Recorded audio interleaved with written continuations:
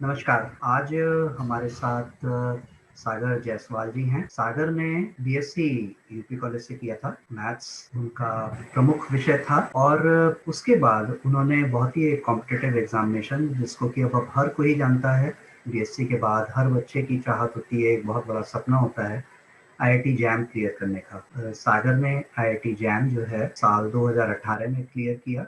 Mathematics उनका विषय था और आपकी रैंक ऑल इंडिया रैंक 546 और उसके बाद आपको आईआईटी रुड़की मिला। और यहाँ पर कुछ मज़ेदार चीज़ चालू हुई, वो ये कि आप एमएससी मैथ्स नहीं, आपने एमएससी इकोनॉमिक्स किया और इसीलिए अब आज की तिथि में आपके एरिया ऑफ इंटरेस्ट में इकोनोमेट्रिक्स और अप्लाइड मैथमेटिक्स आते हैं। आपकी प्रारंभिक शिक्षा की अगर हम बात करें तो आपने क्लास 10th और 12th जो है डालम्स वाराणसी से किया है और इस समय आप एक बहुत ही प्रतिष्ठित कंपनी, जिसको कि हम लोग खासकर इस कोविड के समय जहां हर चीज ऑनलाइन टीचिंग की तरफ आ गई है, बायजूस वह कंपनी जिसने कि व्हाइट हैट जूनियर को एक्वायर किया। उसके अलावा अभी हाल में ही आकाश को उन्होंने एक्वायर किया है। कितनी प्रतिष्ठित कंपनी के साथ आप जुड़े हुए हैं, हम थोड़ा उस बारे में भी बात करेंगे। तो सागर, आपका बहुत बहुत स्वागत है। शुक्रिया सर। प्रणाम भी आपको। और सबसे पहले मैं बोलना चाहूँगा कि मुझे बहुत ही खुशी है कि मैं आपके चैनल के माध्यम से अगर मेरा कुछ भी योगदान अगर किसी के लिए भी अच्छा साबित होता है तो वो मेरी खुशनसीबी है। और साथ ही साथ मैं शुरू करना चाहूँगा,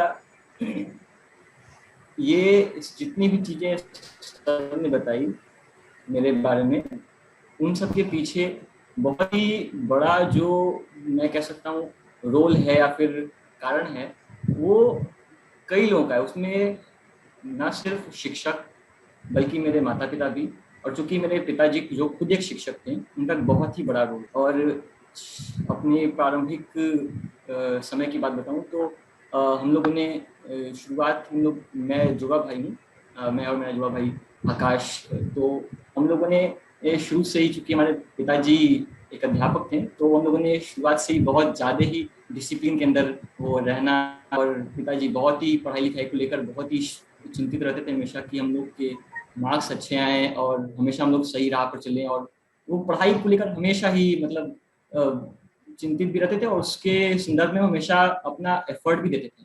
हमेशा हम लोग के लिए देखना कि हम लोग की पढ़ाई ठीक चल रही है नहीं, वो हर रोज रहता था। ऐसा नहीं कि वो महीने में एक दिन हो गया कि पूछ लिया कभी कि आज पढ़ाई कैसा चल रहा है। वो हर रोज वो बैठाकर पढ़ाते थे लोगों को।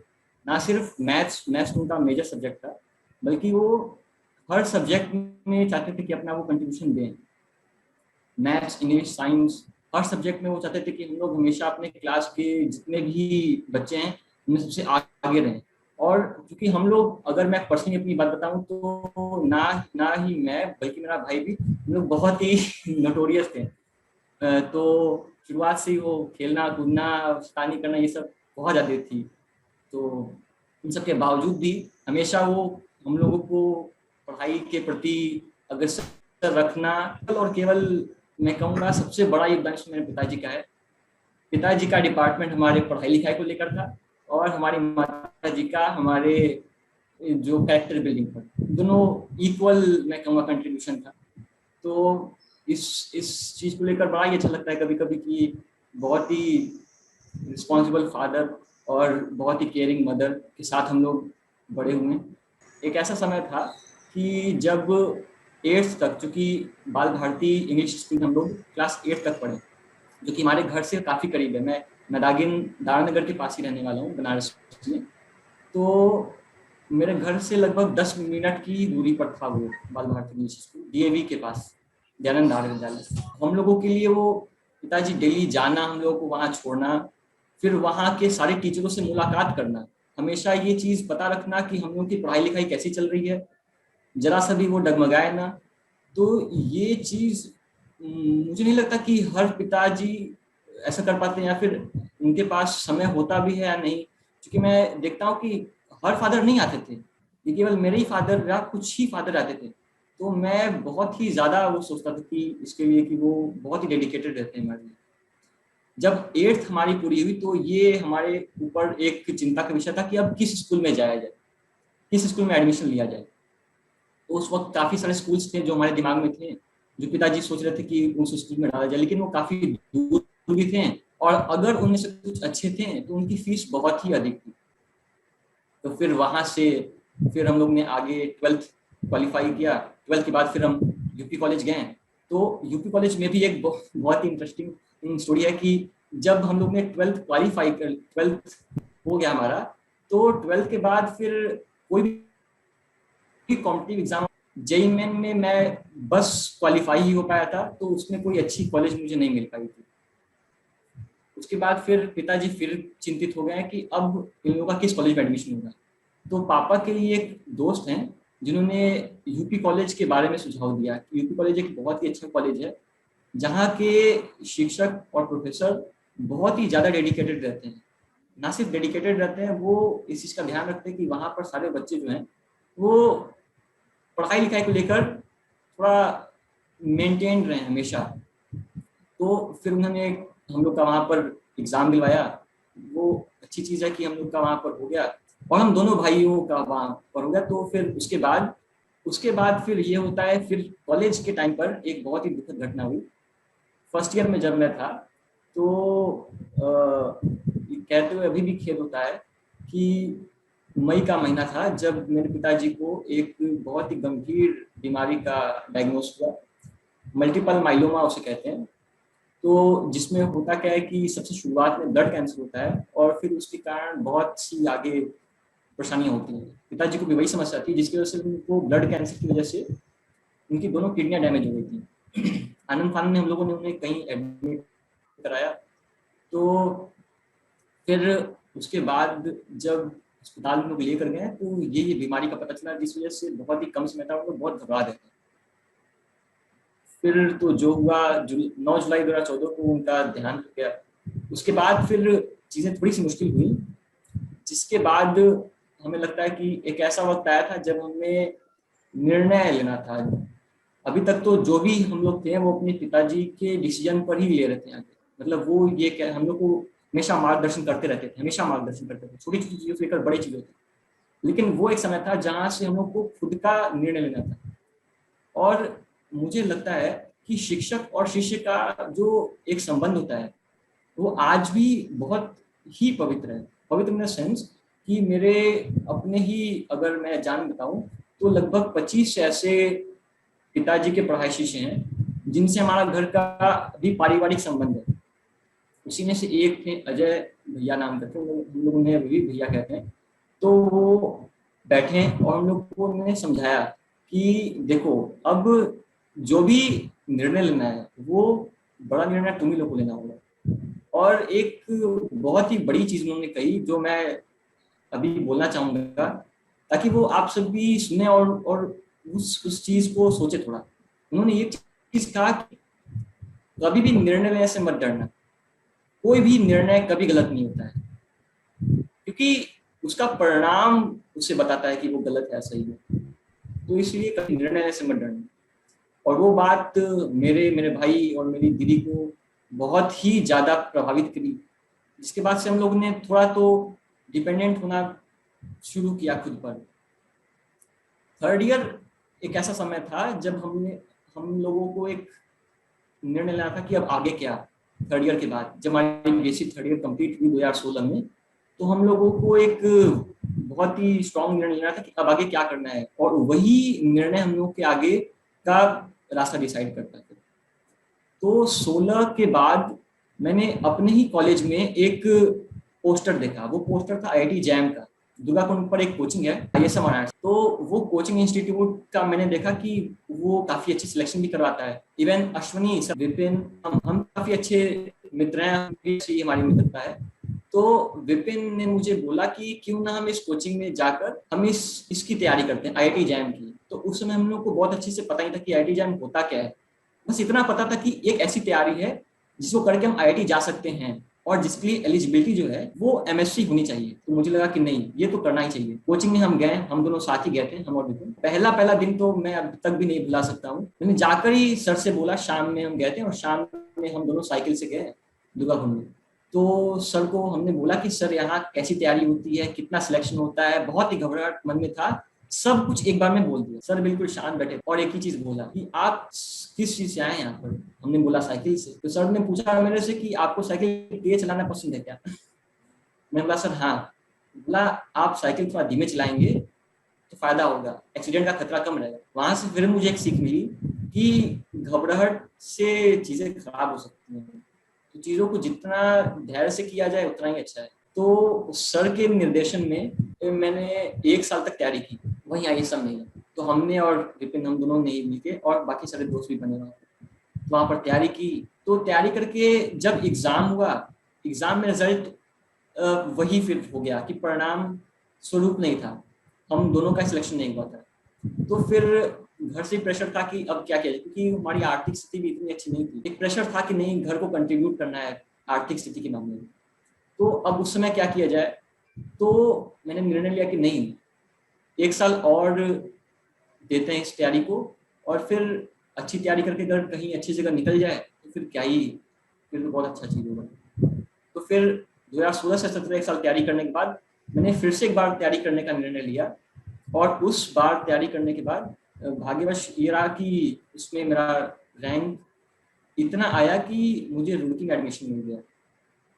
अब रुड़की में एडमिशन लेने के बाद एक और दुविधा आ गई मेरे सामने कि उस यूनिवर्सिटी में मुझे इकोनॉमिक्स के लिए भी ऑफर मिला था। तो वहाँ मैंने ये सोचा कि इकोनॉमिक्स मेरे लिए एक संपूर्णतः नया सब्जेक्ट है, और क्या मैं इसमें सफल हो पाऊंगा या नहीं, ये मेरे अनुरूप है या नहीं, क्योंकि मैंने इस सब्जेक्ट को कभी भी नहीं पढ़ा था। मैं शुरू से लेकर अभी तक केवल मैथमेटिक्स ही पढ़ता रहा था। इकोनॉमिक्स मेरे लिए पूरी तरीके से नया सब्जेक्ट था, एक बिल्कुल ही नया चीज़ थी। तो मैंने कई सारे अपने प्रोफेसर से, कई सारे मित्रों से संपर्क किया। इस दौरान जब मैं तैयारी कर रहा था तो एक आध चीज़ें और भी कि जब मैं तैयारी कर रहा था तो 2 साल मैंने तैयारी की, और 2 साल तैयारी में मैंने 2 साल एक अंतर जरूर देखा।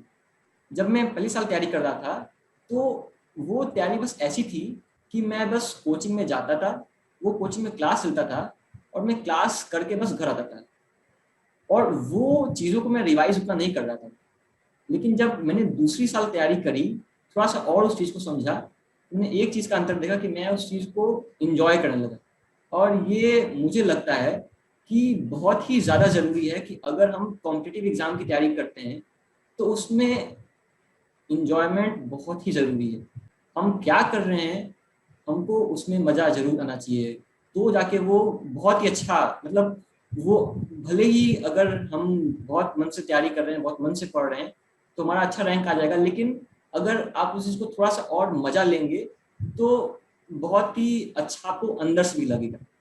मुझे याद है कि हम लोग जब भी कोचिंग से निकलते थे तो मेरे साथ के 2 मित्र, अभिनव और अविनाश, तो हम लोग चाय की दुकानों पर भी क्वेश्चन डिस्कस करते थे, कभी किसी खाली जगह पर बैठकर वो क्वेश्चन लगना सॉल्व करने लगते थे। तो ये चीज़ तब आई जब मैंने देखा कि मेरा सामने वाला जो मित्र है वो भी चीज़ों को इंजॉय कर रहा है। तो मुझे लगा कि जब हम साथ एक ऐसे सर्कल में घिरे होते हैं, एक ऐसे दोस्तों से घिरे होते हैं, तो जो खुद इंजॉय कर रहे हैं और जिनसे आपको इंस्पिरेशन मिलती है, तो बहुत अच्छा लगता है तैयारी करने में भी, और जब परिणाम आता है तब पर भी, कि आपने उस चीज़ को पूरी तरीके से आनंद लिया। वो तो मुझे कहीं ना कहीं ये चीज़ अच्छी लगी।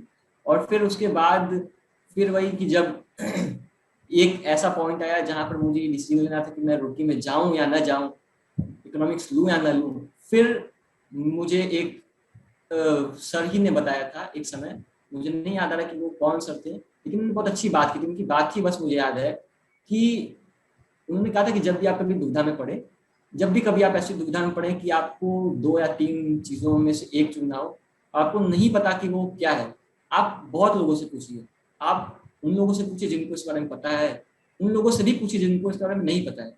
आप जितने अधिक लोगों से पूछेंगे, उसमें से आप विजडम ऑफ क्राउड एक बहुत ही जाना माना आपको अच्छा लगता है तो आप उससे परस्यू करें। तो फिर मैंने वही किया, मैंने अपने प्रोफेसर को फ़ोन किया, मैंने अपने मित्रों से बात की, तो सब लोगों ने काफी लोगों ने ये चीज बोला कि इकोनॉमिक्स चूंकि नया सब्जेक्ट था, लेकिन मेरे साथ जितने भी लोग वहां होते हैं, मतलब वहां 30 लोगों का एडमिशन होना था और वो 30 के 30 मैथ्स बैकग्राउंड से ही जाते थे। तो मुझे वहां से एनर्जी मिली कि नहीं, वो जितने भी होंगे वो सब मेरे जैसे ही होंगे, कोई नया नहीं होगा। तो मुझे ऐसा लगा कि नहीं, अगर वो सब कर सकते तो मैं क्यों नहीं कर सकता हूँ। और चूंकि इकोनॉमिक्स ऐसा सब्जेक्ट है जो हमारे आज के समय में बहुत ही चर्चा का विषय रहता है, देश की इकोनॉमी क्या हो रही है, दूसरे इकोनॉमी से हमारे देश की इकोनॉमी को कैसे रिलेट किया जाए, और एक बहुत ही विस्तृत सब्जेक्ट है, ना सिर्फ एक बुक में सीमित है बल्कि एक बहुत ही विस्तृत सब्जेक्ट है ये। तो उसके लिए ये हुआ कि फिर एक ऐसा समय है जब मैं इसके लिए बहुत एक्साइटेड हो जाता कि नहीं, अब मैं कुछ नया करने वाला हूँ। वो चीजें जो थी, अब तक मैथ्स था, अब मैं जो आगे करूंगा वो कुछ नया होगा। तो कहीं ना कहीं छोटी सी जिंदगी में ये होना चाहिए कि जो भी आप करें वो कुछ नया हो, तो उससे आनंदित आप एहसास होता है। उसके बारे में थोड़ा सा तो लगा कि नहीं, ये चीज़ अच्छी ही होगी। बाद में मैंने एडमिशन लिया। एडमिशन के बाद भी सब कुछ अच्छा हुआ, क्योंकि वहाँ पर जितने दोस्त बने मेरे, और जितने भी दोस्त पीछे थे, तो उन सबसे मेरी बातचीत मुलाकात हमेशा होती रहती थी। मेरे सर से, सारे सारे लोगों से मतलब इंटरेक्शन जब भी होता था, तो वो लोग हमेशा मुझे मोटिवेट करते थे, मुझे कहते थे कि नहीं, इस चीज़ को करो और मजा लो इस चीज़ का, कि कैसे इकोनॉमिक्स चीज़ों को इफेक्ट कर रही है, जब जो भी मतलब एज अ सब्जेक्ट या as a nature of the subject. तो काफ़ी जो भी मैंने किया, रुड़की का एटमॉस्फेयर, क्योंकि सब लोग जानते हैं आईआईटी रुड़की प्रख्यात इंस्टीट्यूशन है, और वहाँ का एटमॉस्फेयर तो एक अलग ही एटमॉस्फेयर है। मैंने 2 साल बहुत ही ज़्यादा एंजॉय किया, घूमने फिरने से लेकर, सब्जेक्ट को लेकर, और वहाँ पे मिले प्रोफेसर से मिली नॉलेज को लेकर। वहाँ हर हफ्ते और हर महीने ही, दूसरे हफ्ते ही कोई ना कोई सेमिनार होता था, कोई ना कोई वेबिनार होते थे। तो मैं उन सभी सेमिनार में था, और मुझे हर सेमिनार में कुछ नया तो मिलता ही था। कुछ नया इन द सेंस कि वो हर बार कुछ ना कुछ तो ऐसा बताते थे जिसकी एक चीज आप ध्यान में रख सकते हैं, मतलब वो चीज आप ध्यान में रख सकते कि नहीं, ये चीज मुझे आज नहीं पता चली। तो इन सब चीजों का एक्यूमुलेशन किया जाए, तो अब तक मुझे ये लग रहा था कि मैं जो भी कुछ कर रहा हूँ बड़ा आनंद आ रहा है उसमें। उसके बाद फिर जब 2 साल लगभग लगभग पूरा होने को था, तो कैंपस प्लेसमेंट की बारी आई, जहाँ पर सब लोग ही परेशान थे कि नहीं, कैंपस प्लेसमेंट होगा नहीं होगा, उसके लिए परेशान होना है, प्रिपरेशन करनी है, सब चीज़ें होनी है।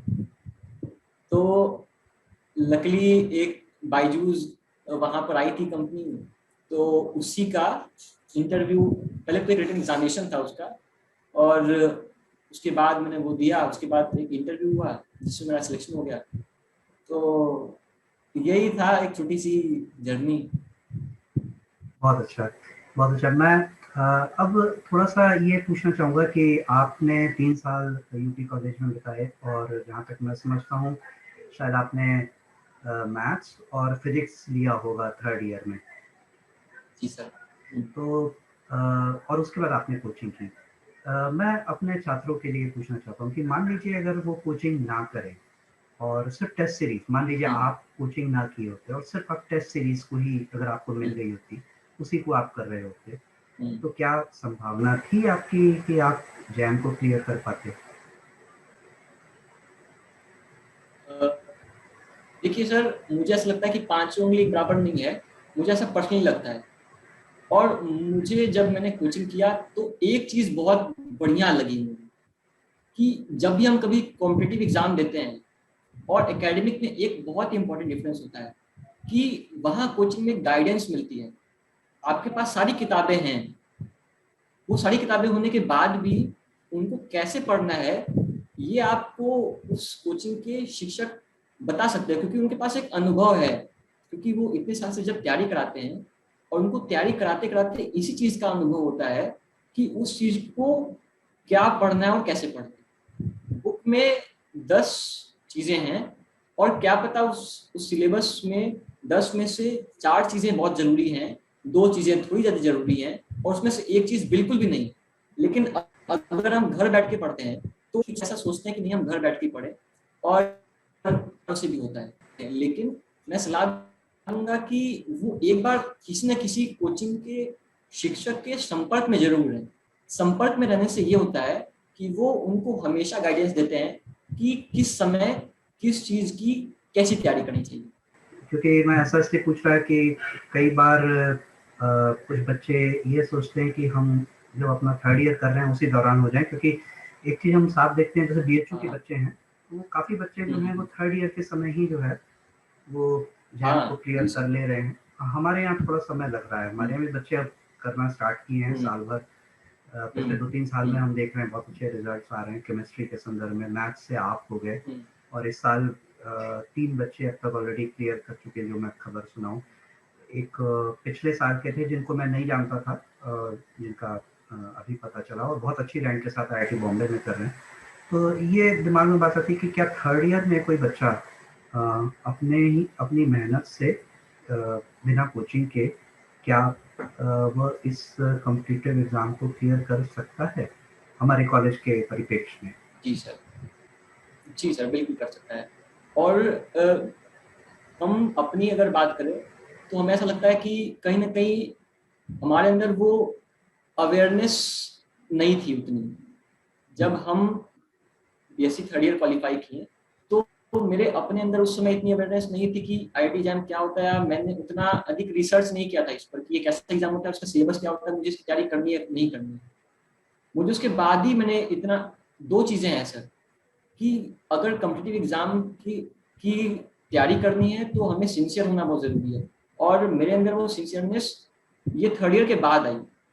अब ये बहुत जरूरी है क्योंकि अब टाइम थोड़ा सा आगे आ गया है कि हम बच्चों में अवेयरनेस बढ़ाएं, फर्स्ट ईयर से ही बढ़ाएं कि वो थर्ड ईयर तक आते आते उसके सिलेबस को लेकर एकदम कंफर्टेबल हो, और उसकी तैयारी को लेकर भी कि उसमें क्या क्या चीज पूछना है, उसकी तैयारी कैसे कैसे करनी है, तो ये बिल्कुल नहीं कर सकता है। और यूपी कॉलेज में कैसे समय रहा आपका 3 साल? यूपी कॉलेज का तो सर समय आज भी बहुत याद आता है, क्योंकि जो मित्र वहां बने और जो प्रोफेसर वहां पर थे वो वो तो खैर भुला ही नहीं भूलता है। क्योंकि हम शिक्षक परिवार से हैं तो हम लोग हमेशा ही अपने शिक्षकों को बहुत ही इज्जत हमेशा से दिए हैं, और हम लोग उनके टच में भी हमेशा रहे हैं। ये ना सिर्फ यूपी कॉलेज बल्कि मेरे स्कूल जो 12th जहाँ से मैंने किया डालिम्स के बाल भारती स्कूल के, तो हर एक स्कूल के टीचरों से आज भी ना उतना ही, ना ही सबसे तो नहीं मैं कर सकता हूँ, लेकिन काफी से टीचरों से आज भी इंटरेक्शन है। तो यूपी कॉलेज में काफी सारे ऐसे सर थे, मतलब किस्सा मुझे याद आता है काफी सारा। फिजिक्स के प्रोफेसर डॉक्टर विपिन बहादुर सर, उनके केबिन में हम लोग जब भी जाते थे तो वो केबिन में हम लोग जाते ही हम लोग के होश उड़ जाता था, क्योंकि उनके 2-4 जो भी डेस्कटॉप रहते थे उन पर कुछ अंतरिक्ष की अजीब अजीब चीजें रहती थी। तो हम लोग को लगता था कि सर किस दुनिया में खोए हुए हैं। सर हम लोग को जब पढ़ाते थे तो हमेशा कहते थे कि देखो बेटा, एक चीज का समझ लो कि बेरोजगार होने की चिंता मत करना, तुम 12th पास हो और तुम किसी भी अच्छी जगह अगर पढ़ाओगे तो अच्छा खासा कमा लोगे। तो सर की काफी सारी चीजें याद आती हैं। तो विपिन बहादुर सर उसमें के थे जो हम लोग को हमेशा मोटिवेट इसलिए करते थे कि हम कुछ अच्छा कर सकें। और रुड़की में कैसा समय रहा आपको? आईआईटी का माहौल कैसा लगा? आईआईटी का माहौल तो सर बहुत ही अच्छा, बहुत ही अच्छा रहा सर। प्रोफेसर वहाँ बहुत ही ज्यादा सपोर्टिव होते थे। सपोर्टिव मतलब ग्राउंड लेवल पे सपोर्ट, जो पर्सनल इंटरेक्शन करते थे हर बच्चों से और पूछते थे कि तुम्हारी पढ़ाई कैसी चल रही है, अगर किसी कारण से तुम परेशान हो तो किस कारण से परेशान हो, मैं तुम्हारी किस तरीके से मदद कर सकता हूँ अगर तुम्हारा किसी चीज में इंटरेस्ट है, सभी चीजों को लेकर। ये तो खैर मेरा अपना अनुभव मैं कभी नहीं भूल पाऊंगा। और आज आप एक बहुत बड़ी कंपनी के साथ जुड़े हुए हैं, और आज कोविड के समय में जहां ऑनलाइन टीचिंग का इतना ज़्यादा महत्व चल रहा है, कैसा अनुभव है? और अगर आप कुछ चीज़ें जो जिसे हम कहते हैं कि एक अपने कंपनी के एम्बेसडर के तौर पर अगर आप कुछ बताना चाहें तो प्लीज़ बताइए।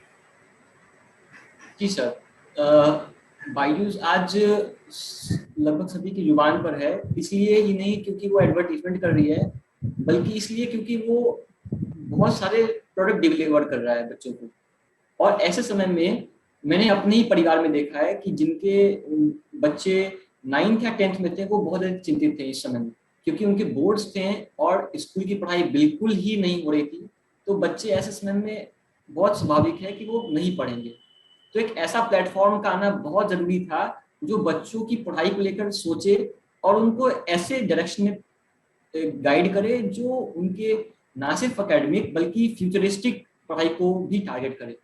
तो हम लोग ऐसे ही आज मुझे लग रहा है कि मुझे 9 महीने हो गए हैं बायजूस को ज्वाइन किए हुए, और जब मैं शुरुआत में इस कंपनी को ज्वाइन किया तो 1 महीने की हमारी ट्रेनिंग में थी, और उस 1 महीने की ट्रेनिंग में हम लोगों को मेनली एक अच्छा टीचर बनने की ही ट्रेनिंग दी गई थी। प्रोफेशनल ट्रेनिंग तो एक अलग होती है जो टेक्निकल ट्रेनिंग होती है, लेकिन हम लोगों को 1 महीने की कंप्लीट ट्रेनिंग केवल अच्छा टीचर बनने को हुई थी कि हम अच्छा टीचर कैसे बने।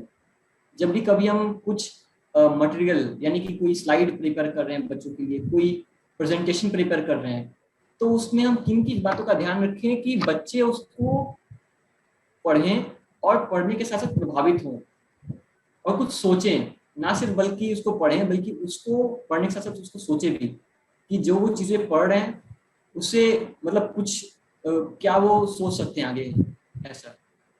तो हम लोग उसी डायरेक्शन में काम करते हैं, थोड़ा सोचते हैं कि कैसे वो अच्छा बन सके, इंगेजिंग बन सके, बच्चा उसको पढ़े, ना सिर्फ पढ़े बल्कि उसको एंजॉय भी करे। तो अपने उन जूनियर्स के लिए जो आज यूपी कॉलेज में बीएससी थर्ड ईयर में हैं, उनके लिए आप क्या गाइडेंस देना चाहेंगे? सर गाइडेंस अगर हम देने लायक हैं तो केवल एक ही गाइडेंस देंगे।